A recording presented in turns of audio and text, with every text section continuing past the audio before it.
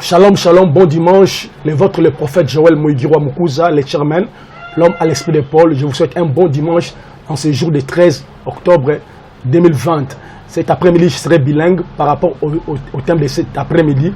Le thème s'intitule « Si je savais ». Rapidement, ouvrons nos Bibles dans le livre de Genèse 47, le verset 9. J'ai lu la parole du Seigneur. Alors, tu ouvres ta Bible, je disais Genèse 47, le verset 9. Il est écrit « Jacob répondit à Pharaon, les jours de mes années de mon pèlerinage, ce sont de 130 ans. Les jours de mes années de ma vie ont été peu nombreux et mauvaises. Ils n'ont point été les jours de mes années de la vie de mes pères durant leur pèlerinage. Ah, tout le monde a Jacob a le Pharaon. Il fait le bilan sur sa vie. A dit les jours de ma vie étaient moins agréables que les jours mauvaises. Il parle de ça parallélisme entre ma jour à Vinaye et ma jour à ma belle qui mini collé comme ma jour il y a bien à Vinaye. Ils ont regretté cet homme Jacob on Zambé a bien ramé. Alors c'est la bilan. Il y a ces jours de l'état les jours de mes pèlerinages étaient mauvaises que les jours agréables. Dans l'ingénieur ça s'appelle bilan Vinaye. Tel cet homme Jacob a réfléchir sur le bilan Vinaye. Bah tu es chouette aujourd'hui parce que nous gaspillons notre énergie et notre temps par des choses qui sont des vanités, des futilités. Jacob a regretté. Ah, il y a 100 km, mais la jour dans ma bête qui est belé qu'on est comme un jour à malam.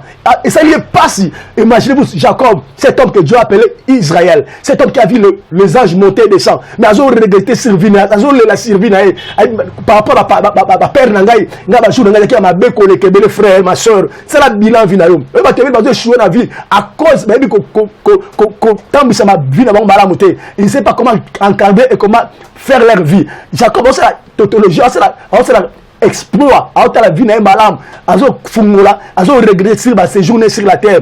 Et alors ma soeur, tu peux tout faire, mais comment tu gères ton énergie et comment tu gères ton temps? Car c'est Jacob, il a occasion belé, Zamba pèse grâce à mon Bethel, ange kokita. Zamba pèse grâce à comme Israël. Mais comme la souka vie naïe, azo regretter bon mon dit ah Zambé, la jour n'a ma belle qui est belé, le oh comme ah je pousse à lui comment regretter. Si je savais, aujourd'hui il y a gobe sa vie yomoko à cause manque à connaître à cause des choses de vanité. Il y a après-midi au comprendre pour la zone je traite mon corps durement frère il faut savoir gérer et localiser ces jours là la ligne toujours nous connaissons dans 1 Corinthiens chapitre 9 tout le monde l'apôtre Paul a dit je traite mon corps durement pour ne pas gaspiller son énergie pour ne pas gaspiller ton temps on gaspille l'énergie n'attendons pour rien. Le temps on bâtit le vino yango. Mais à cause de futilité, aujourd'hui ça vient autant comme au milieu de comment tu gères ton temps? T'as là Jacob, azol le labi ah ma vie nangai. Nicolas pas c'est le gars qui est belé collé comme Nicolas Sengo. Je parle je traite mon corps dignement après même petite discipline personnelle. Nous échouons beaucoup parce que nous manquons la discipline personnelle. Dans tout temps on a 1 Corinthiens chapitre 9, nous lisons le verset 27. Et pour cela dans la Bible là 1 Corinthiens chapitre 9 le verset 27. Que dit le frère Paul? J'ai lu au nom de Jésus. Est-ce que vous avez pour la Bible là-haut? On a 1 Corinthiens, chapitre 9, nous lisons le verset 27. Paul verset 27. J'ai lu au nom de Jésus. Pour la Bible, je traite durement mon corps et je le tiens assujetti de peur d'être moi-même rejeté après avoir prêcher aux autres. Abi, je traite mon corps durement. Il s'est discipliné. La vie chrétienne, sans discipline personnelle, tu ne vas pas y avancer. Tu peux avoir l'onction, tu peux avoir la grâce, mais il faut savoir discipliner cette onction-là. Une onction qui n'est pas disciplinée, Abi, je traite mon corps durement pour un jour à la rejeter. Oh, tu es athlète, tu vas faire la course, un peu ça va discipline, pas jouer à l'air rapidité, à ça va discipline un jour là pour carrière naïe à la malade. Tu es venu à ma passion, par profession, joie, aux la révélation. Mais ma moussou ça m'a dit parce que tu manques une discipline personnelle. Pour dire je traite mon corps durement. L'homme Paul, il s'implique de discipliner son corps. Pourquoi pas nous les hommes de Dieu? Pourquoi pas nous les enfants de Dieu? Nous avons appelé ça ma prophétie. Mais ton problème, tu ne sais pas te discipliner. Aux gaspiller timing, aux gaspiller énergie. Il y a besoin de jouer dans la vie à cause d'un manque de discipline. Tout le monde a la Bible, le coup la Genèse, le roi Saoul. Nous avons Napoléon roi. Au régner Israël, mais à cause de désobéissance, manque de discipline, frère, Zamba bisi au cause de la roi, a vu prophétie en Zambé, mais comme maman ko sango la bisi que ne matin ngomba zelangai n'a ko offrir holocauste. Au lieu de la patient, amour va jouer l'équipe a été Azu courage, à tout Mambeka. Ça m'a dit, qui t'a ordonné de faire cela? Tu échoues beaucoup parce que tu manques désobéissance. On a très désobéissant. La Bible dit, mieux vaut l'obéissance que les sacrifices. Si Saoul était obéissant, il voulait attendre Saoul. Bah, tu as échoué la vie d'abord par manque d'obéissance aux principes. Il faut savoir obéir les principes de la vie. Ça va manager ton temps et ça va manager ton énergie. Tu as Saoul, un si grand roi, peu mon sacre, c'est Zélangaï, comme ça, le côté son gars a été. Mais à cause de presser la vie, à cause de l'impatience, Simba, il ne fallait pas à Simba. Ça m'a dit, le coup de Saliboy, Rome, vous a divisé, rien vous a ôté, et puis à cause de désobéissance. Maman, papa, on lit Nzambe mingi, mais ton problème, tu es désobéissant, maman Nzambe. Tu es impatient.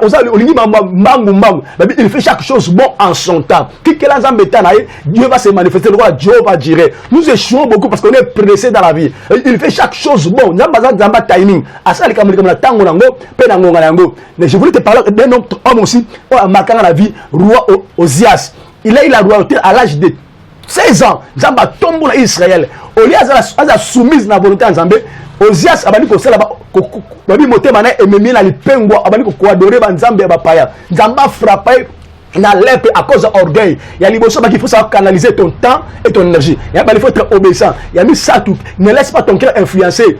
Toi dans l'idolâtrie, tu es là, roi Joas, Nzamba pona qui mais à cause d'orgueil, au lieu de continuer dans Nzambé, avant que ça n'importe quoi, Nzamba rejeté, il frappait des lèpres, frère. Dieu reste aux orgueilleux, mais il fait grâce aux humbles. Toi, je chemin la vie parce que tu es très orgueilleux. Qui t'a dit cela? Nzamba tombe, il ne se fait ni de l'Orient, ni de l'Orient de l'Éternel. Nzamba tombe pour sa bénédiction à Timousou. Mais à cause d'orgueil, tu es très orgueilleux, voilà pourquoi tu échoues dans la vie. Ozias, 16 ans qu'il a eu le pouvoir, frère, très jeune, il adorait le Seigneur, a tombé Israël à dimension où Israël qui bénit. Mais tant qu'orgueil est éclaté, au lieu de la principe en Zambé, le principe selon mon thème, Dieu l'a rejeté et Dieu l'a frappé de lèpre toute sa vie. Et moi, son frère, Zamba tombe le rabatou, c'est humble. Si ton problème, tu as échoué trop parce que tu es trop orgueilleux. Oh, Dieu reste aux orgueilleux, il fait grâce aux humbles. Tu as vu un autre jeune homme, le coup à Samson. L'histoire à Samson, madame, Zamba pour qui le coup la juge à Israël.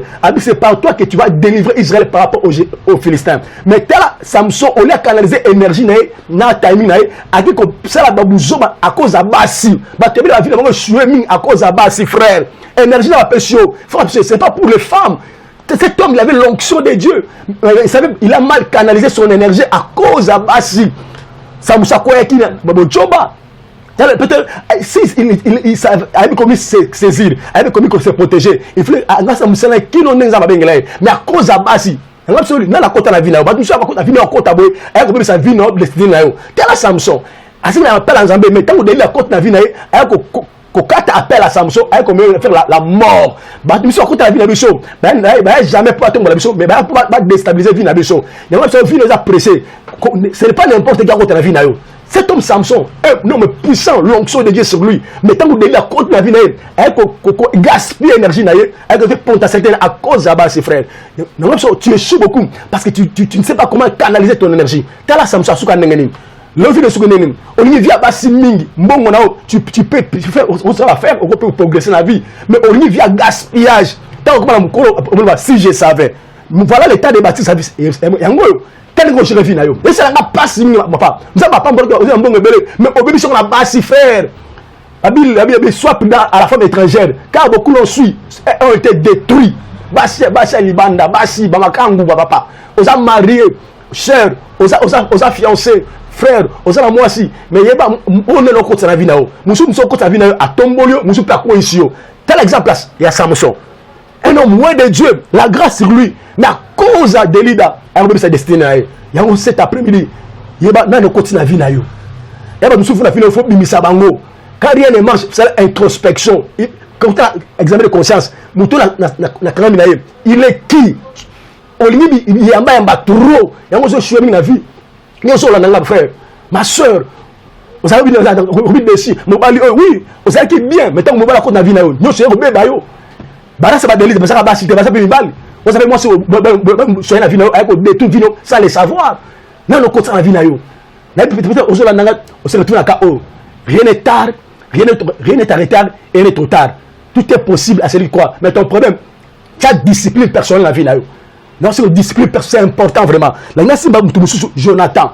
Nzamba bisi Jonathan abisi David yo ko la roi les ngala la seconde là o le Jonathan article là ba principe Nzambe Jonathan contre kata loenge à contre kata loenge il s'est retrouvé pendu et tué loenge bani ozo landa wana vio ko tuana est-ce que Nzambe ngala vie wana o bose que o benga mo sale l'Nzambe ozo la prophétie Nzambe mais loenge vie ambiance et la busoba to sou kana Nzambe na 1 roi chapitre 23 verset 17 to ndenge Jonathan akufa mabe Nzambe a dit Jonathan na kotombola David mais yo ozasima David mais à cause de l'entourage to l'entourage bane ba entouré yo à la fin il y a Jonathan ba kate mutu akufa mabe oh il devait être le second de David quoi conseiller David parce que David aimait Jonathan mais à cause de l'entourage ma soeur quel est ton entourage qui bane ba entourage yo papa nangai tel est le émission balomole musala ton entourage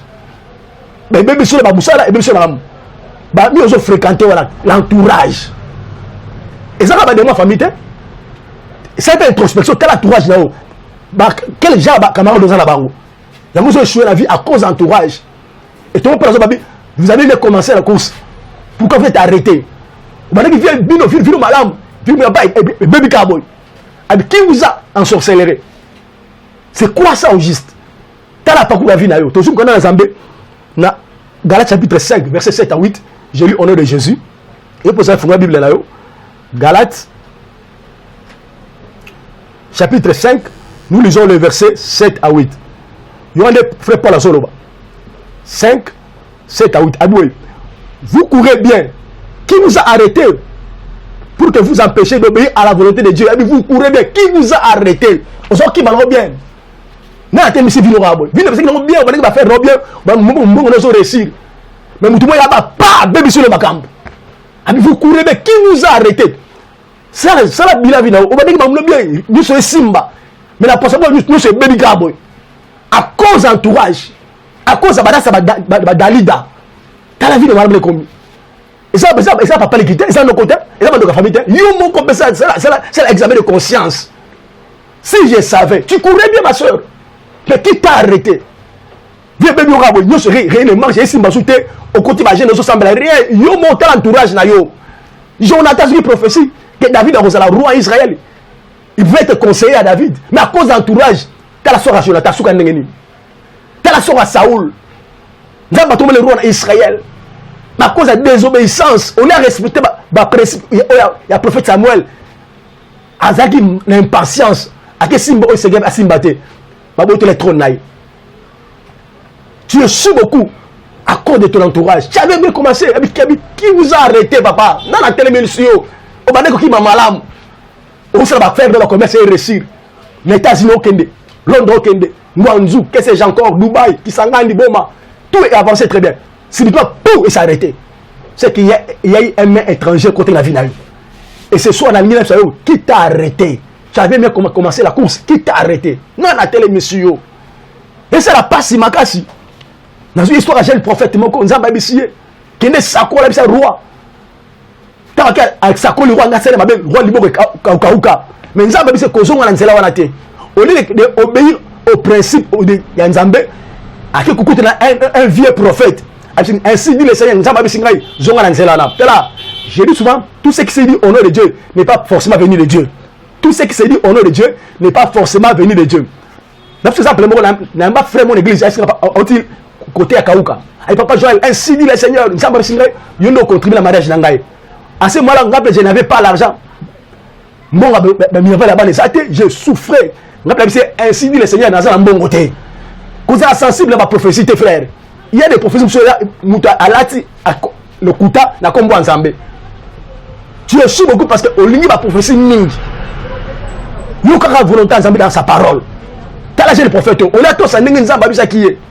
Mais à cause du mensonge au nom de Dieu, tout ce qui s'est dit de Dieu n'est pas forcément de Dieu. Mais moi, la prophétie. Et mais la parole qui est la véritable prophétie. Vous allez amourir de la parole. Il a à peine commencé son ministère. Pas même une année. À perdre de grâce, à Koufi Karboy. Parce qu'il a désobéi aux directives d'Anzambé. Cet après-midi, maman, papa, yo kaka Nzambé. Yo so la Chine. les États-Unis, l'Europe, l'Océanie, l'Afrique, ton problème, on a trop têtu. On doit respecter ma préalable dans Zambé, mais on a un sentiment na yo. Zambé c'est que il faut tout sans Zambé. Ma cause de désobéissance, si je savais, après-midi, si je savais,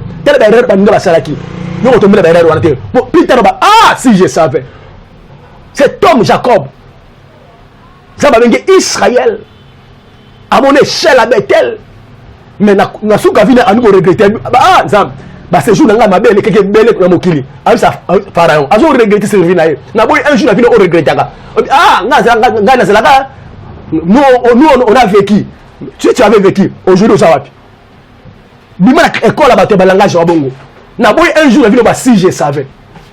Il y a un conseil frère. Conseil là bas tout la tangeloté. Tala Jacob. A zo regretter ce jour ma belle, elle était belle que ce jour à malam.